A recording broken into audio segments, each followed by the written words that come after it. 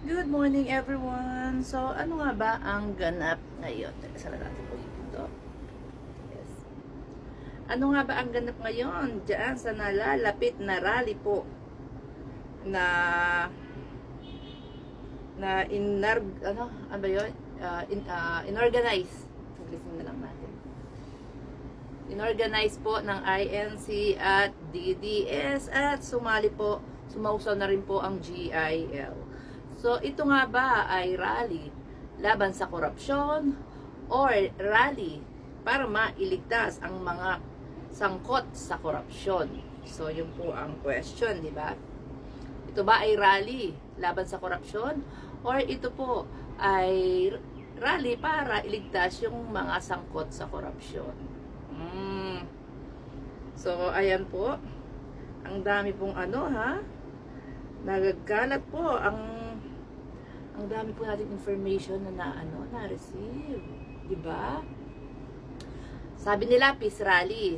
Ito po makinig kayo Sabi kasi nila, peace rally daw. Kung peace rally po yan, kagaya nung nangyari nung September 21, na talagang legit rally, ay dapat hindi nyo hahayaang umakyat sa entablado ang mga politiko. Kung yan po ay peace rally. Diba? Tama ba ako or tama ako? Huwag niyong hahayaan na may umakyat na politiko sa entablado at magsalita at manira ng manira. Dapat ibang individual, artista, pwede, di ba? Basta hindi po politiko. Kung yan po ay talagang legit na rally laban sa korupsyon. So, ngayon, eto na. So, dahil nga po,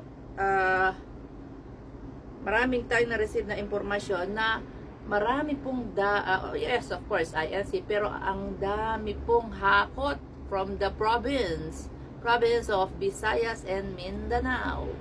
So, talagang hahakutin po. Fully booked po. Ang balita natin is talagang busy po ang mga hotels ngayon dyan malapit kung saan gagawin po ang rally na yan. Diba? Nagkagastos. Magrarally ka, ba't pagkakagastosan? Hindi ba dapat organic? Hindi ba dapat organic na kung saan pupunta yung mga yung mga a-attend, hindi mo kailangan bayaran, hindi mo kailangan pilitin na dapat may attendance, gaya po ng naririnig natin. Anyway, gaya po na sinasabi ko is meron akong kamag-anak na INC, may attendance